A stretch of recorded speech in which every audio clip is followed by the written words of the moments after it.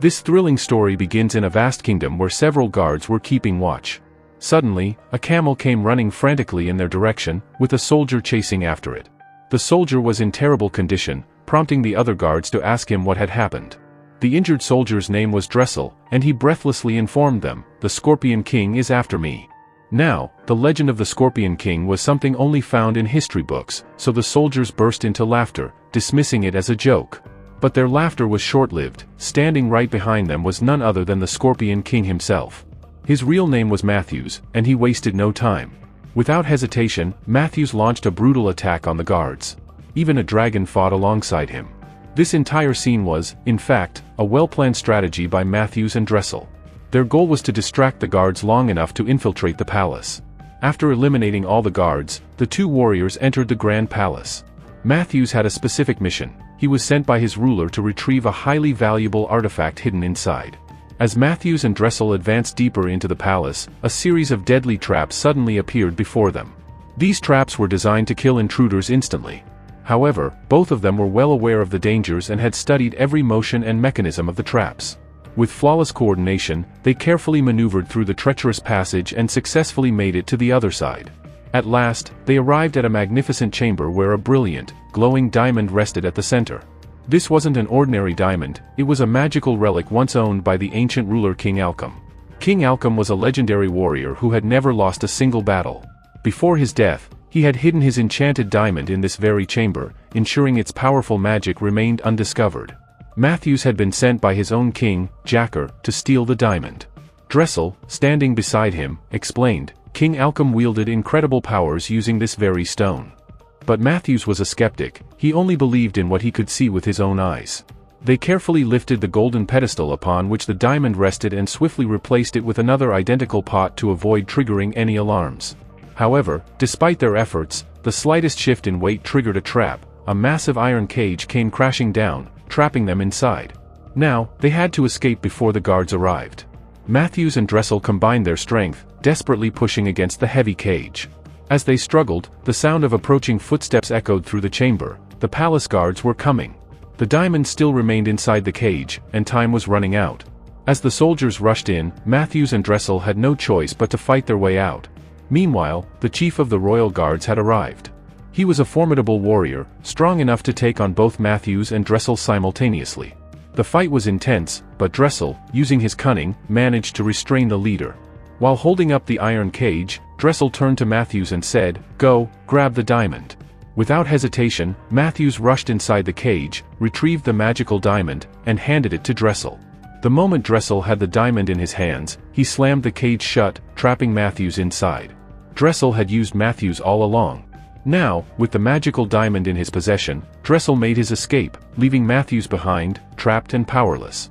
Matthews' revenge begins. Realizing the painful truth, Matthews struggled but eventually managed to escape. Wounded and furious, he returned to his kingdom, where he reported everything to King Jacker. He told the king how Dressel had deceived him, taken the magical diamond, and fled. King Jacker then revealed the true history behind the diamond. The diamond had once belonged to King Alcum, a ruler so powerful that he had nearly conquered the entire world.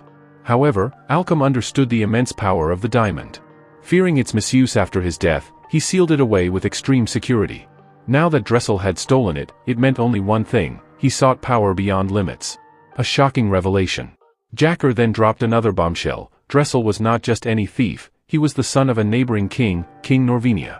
Hearing this, Matthews was filled with rage and determination. He turned to Jacker and declared, "I will hunt down Dressel and King Norvinia. I will reclaim the diamond, even if it costs me my life. This was my mistake, and I must correct it." King Jacker, however, had different plans. Despite his trust in Matthews, he said, "King Norvinia is my friend. If I speak to him, he will understand. We must avoid war at all costs." Instead of sending Matthews into battle, Jacker handed him a letter, a message of peace, urging Norvinia to return the diamond willingly and prevent unnecessary bloodshed. Meanwhile, in Norvinia's kingdom, Dressel had finally returned home. Standing before his father, King Norvinia, he proudly presented the magical diamond, the relic he had risked everything to steal. But little did he know, his betrayal had set off a chain of events that would soon lead to war. As Dressel's father gazed at the glowing diamond, he suddenly smashed the entire structure that held it. And that's when the shocking truth was revealed: the diamond was merely a distraction. Hidden inside the diamond was something far more valuable, a mysterious key. This key was not an ordinary artifact, it was the only way to unlock even greater powers that had remained sealed for centuries.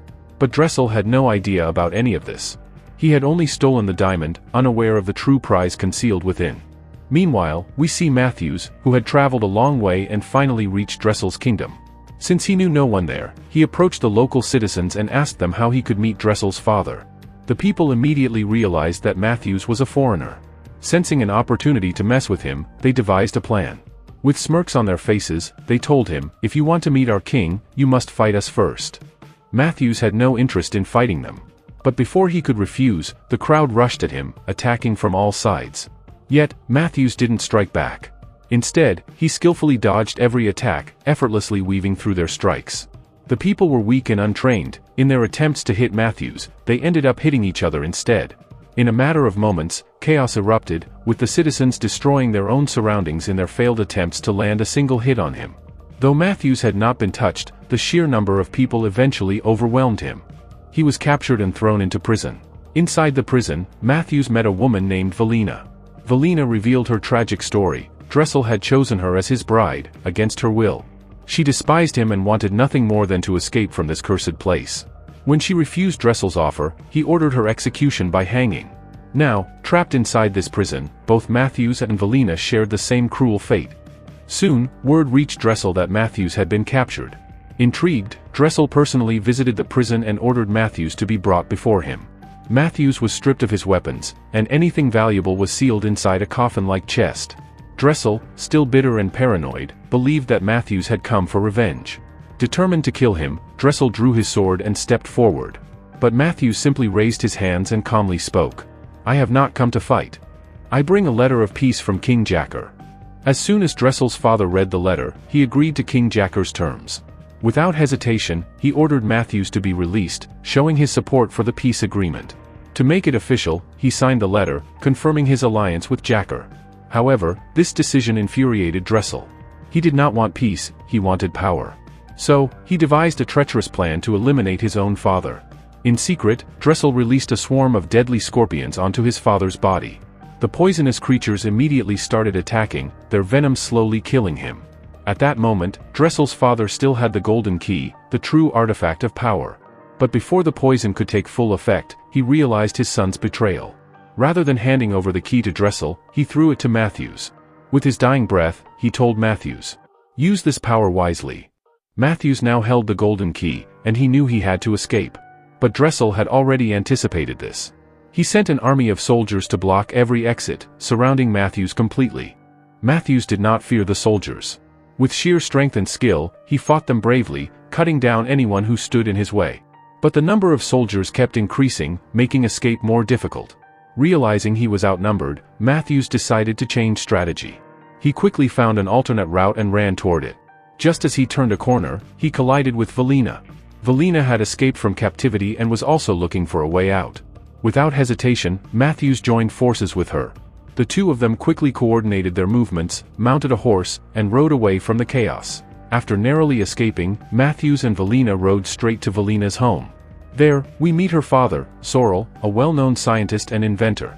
Sorrel was an eccentric genius, always experimenting with strange inventions. At that moment, he was testing a flying machine, a contraption designed to let humans soar like birds. However, his experiment hadn't been a success yet. As Matthews and Valina watched, Sorrel lost control of the device and ended up crashing straight onto the roof of his own house. Despite the mishap, Sorrel was unharmed. Matthews and Valina helped him inside and wasted no time in explaining everything that had happened. Matthews then took out the golden key and showed it to Sorrel, hoping he could reveal its true purpose. After analyzing the golden key, Sorrel conducted his research and finally discovered the truth. This golden key belonged to the magical palace of King Alchem. Inside that palace, there was a legendary crown. Whoever wore the crown would become the ruler of the entire world. The crown granted unlimited energy, making its wearer unstoppable, powerful enough to manipulate minds and bend reality to their will. But reaching this magical palace wasn't easy. The golden key contained clues, which had to be deciphered to locate the palace's entrance. Upon hearing this, Matthews pleaded with Sorrel to help solve the mystery of the key. Deciphering the clues. Sorrel immediately began decoding the inscriptions on the golden key. It took him several hours, but eventually, he successfully solved the puzzle. Matthews was thrilled. He now had the knowledge needed to reach the magical palace and claim the legendary crown. But before he could act, a new danger arrived. Just as Sorrel finished deciphering the clues, Dressel and his entire army stormed the house. His soldiers surrounded the place from all sides, leaving no escape for Matthews, Valina, or Sorrel. Before Matthews could react, Dressel seized the golden key from him. Sorrel conducted his research and investigations and finally uncovered the truth about the golden key. Using his military force, Dressel captured all three of them. He then seized the golden key from Matthews, and on top of that, he also stole all the decoded clues and their solutions from Sorrel. Before leaving, Dressel set the entire house on fire, determined to eliminate any evidence and leave them to perish in the flames. However, Matthews refused to give up. He desperately searched for a way to escape. Using one of Sorrel's experimental devices, he managed to free himself and help the others. The three of them escaped the burning house just in time. A few more moments and they would have perished in the fire. After escaping, Matthews, Valina, and Sorrel traveled to a nearby village. There, Dressel and his army were already terrorizing the villagers, demanding to know the location of King Alcum's palace. If no one provided an answer, Dressel threatened to destroy the entire village. The villagers, terrified by Dressel's brutality, were too scared to speak. Even those who might have known the truth refused to reveal anything out of fear. Matthews needed to retrieve the golden key as soon as possible. Without wasting time, he called a young boy and asked him to steal the key from one of Dressel's men. The clever child successfully sneaked into the enemy's camp, skillfully stole the golden key, and returned to Matthews. As a reward, Matthews gave the boy some money. Now that he had the key in his possession, Matthews, along with Valina and Sorrel, set out for the magical palace. Following Sorrel's guidance, they reached a sacred statue in the village. Inside this statue, there was another hidden structure, which contained a slot for the golden key. Once the key was placed inside, it would reveal the exact location of the legendary magical palace. Valina explained that the area was restricted to women only, as it was home to a group of princesses who guarded the sacred site. To avoid suspicion, Matthews and Sorrel disguised themselves as women and entered the temple. Upon arrival, Valina approached the princesses and told them that her sister, Matthews in disguise, was gravely ill and wished to pray before the goddess. The princesses, believing her story, granted them permission to enter. As soon as they were inside, Matthews removed his disguise and immediately inserted the golden key into the slot. The moment he turned the key, the ground began to shake violently. An earthquake-like tremor spread across the temple. Hearing the commotion, Dressel and his soldiers rushed to the scene, but it was too late. The chamber where Matthews and his companions stood began to rise into the air, revealing a grand vision of the magical palace, situated high atop the distant mountains. Matthews and his team now knew the exact location of the palace, and they quickly planned their escape before Dressel could intervene. However, Dressel wasn't about to let them go easily. In frustration, he ordered his men to destroy the chamber from below, causing it to collapse and plummet toward the ground. Yet, when the dust settled, Matthews, Valina, and Sorrel had already escaped. The three of them mounted their horses and rode swiftly away from the danger. Now, they found themselves in an unfamiliar land. Navigating this new and unknown territory was difficult, so they decided to find a map that could guide them. Valina remembered that her friend, Ren, might be able to help. She quickly made her way to Ren and asked for assistance. Ren informed her that a man named Garrick possessed a detailed map of the region. Without delay, the group set off toward Garrick's location. However, Garrick was known for being a highly corrupt and immoral man. Garrick had a peculiar obsession: he loved watching women fight. So, he issued a challenge to Valina, proposing that she fight against one of his strongest female warriors. If Valina won, he would give her the map. Without hesitation, Valina accepted the challenge, and her opponent was revealed, a fierce warrior named Kara. Kara was incredibly strong, and as soon as the fight began, she launched a series of brutal attacks on Valina. However, Valina was highly skilled in martial arts, and she used her agility to dodge Kara's strikes. At the right moment, Valina seized Kara's arms and twisted them with such force that she broke them, rendering her opponent completely helpless. With this decisive move, Valina emerged victorious. But she didn't stop there. Furious at Garrick's manipulations, Valina attacked him as well, overpowering him with ease. With Garrick defeated, she took possession of the map. During this entire ordeal, Ren, the one who had guided them to Garrick, officially joined their team. Now armed with the map, Matthews, Valina, Sorrel, and Ren embarked on their journey toward the magical palace. Following the map's directions, they soon entered a vast, dense forest. Sorrel, being knowledgeable about the region, warned the group that this entire forest was guarded by a colossal dragon. The mere mention of a dragon sent shivers down everyone's spine. Fear gripped the group, but Matthews stepped forward and motivated them, assuring them that as long as they stuck together, they would survive. With renewed courage, they ventured deeper into the forest. Meanwhile, Dressel and his army arrived at the forest's edge, but they were too afraid to enter. As night fell, Matthews and his companions set up camp to rest. However, just as they were settling down, strange noises echoed through the trees. Curious and on alert, Matthews and the others followed the sounds, but it was a trap.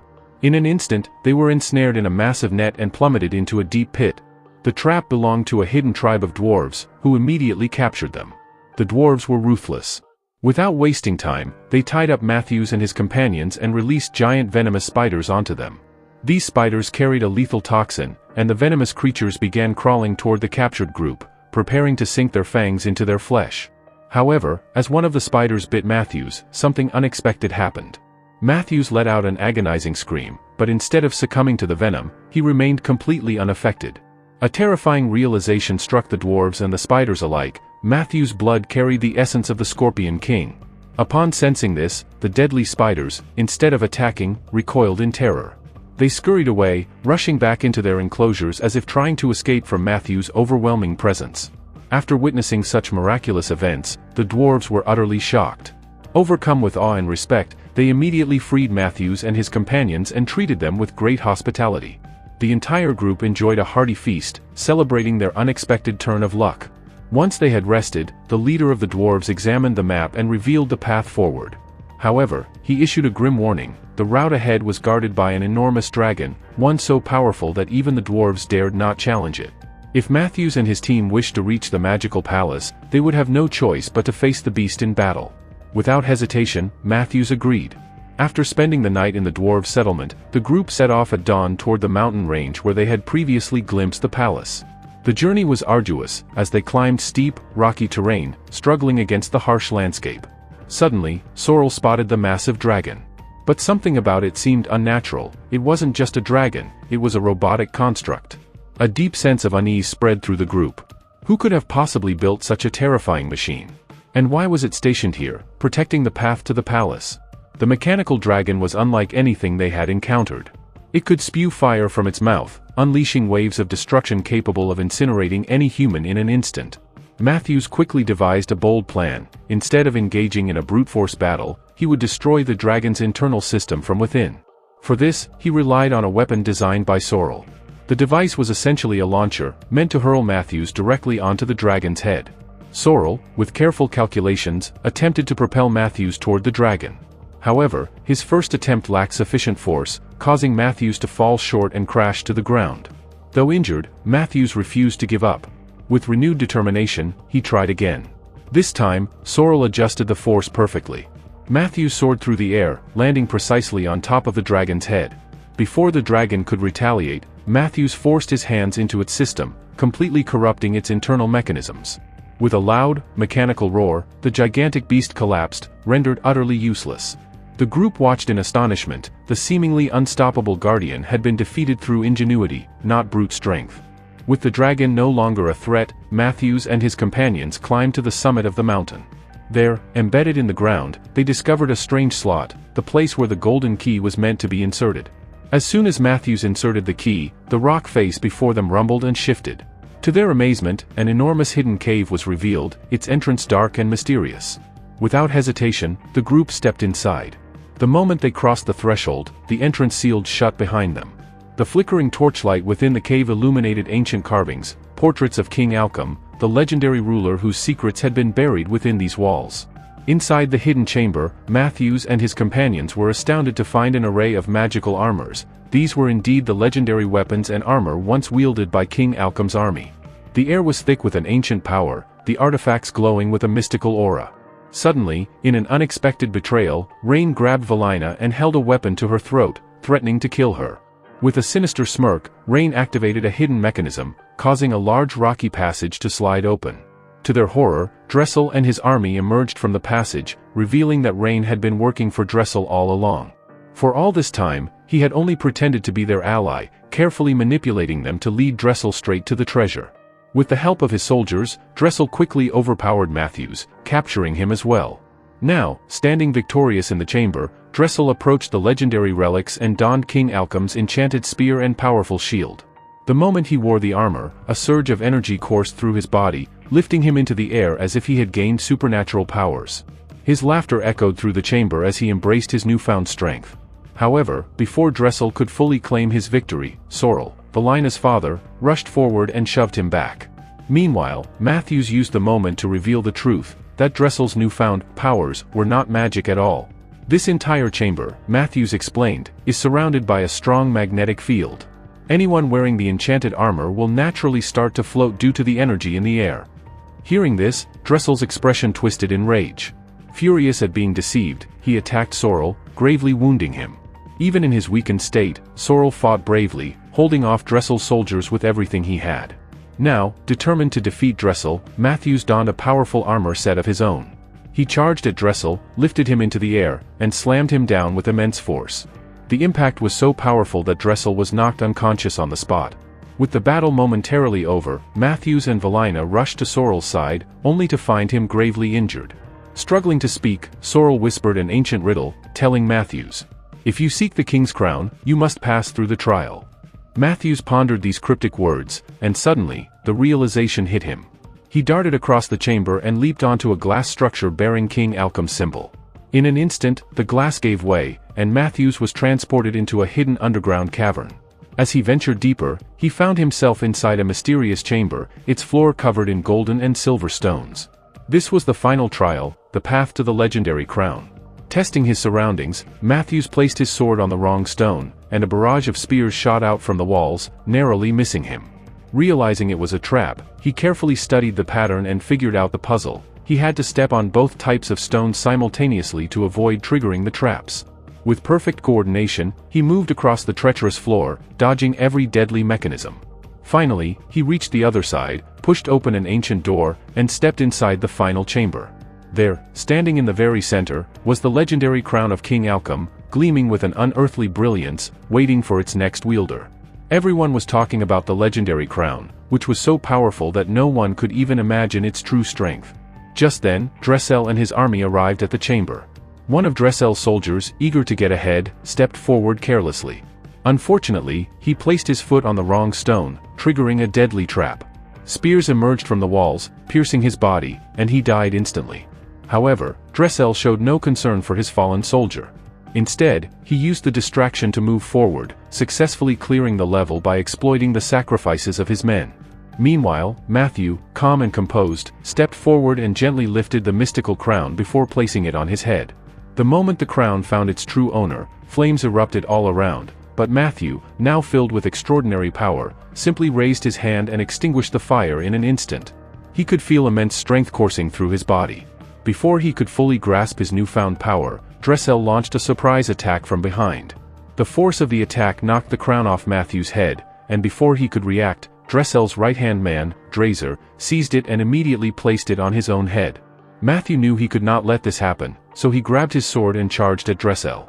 But it was too late. Drazer had already worn the crown, and his power had multiplied. Now, Matthew found himself completely powerless against Drazer. No matter how hard he tried, he could not even touch him. Drazer, filled with arrogance, laughed and declared, "I am now the most powerful being in existence. I can do whatever I want. The entire world will bow before me." He prepared to strike, believing himself to be invincible. However, as soon as he moved forward to attack, something unexpected happened. His entire body began to turn into ice. Panic filled his eyes as he realized he was freezing from within. Matthew stepped forward with a calm expression and said, "You didn't read the riddle properly, did you? It clearly stated that only someone with a pure heart could wear the crown." Drazer's heart was filled with greed and darkness, and that was the reason he was now turning into solid ice. Within moments, he was completely frozen, unable to move or speak.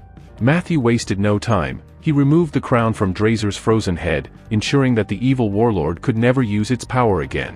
With one final strike, he shattered Drazer into pieces, eliminating the threat once and for all. Valina, watching everything unfold, burst into tears, overwhelmed by emotions.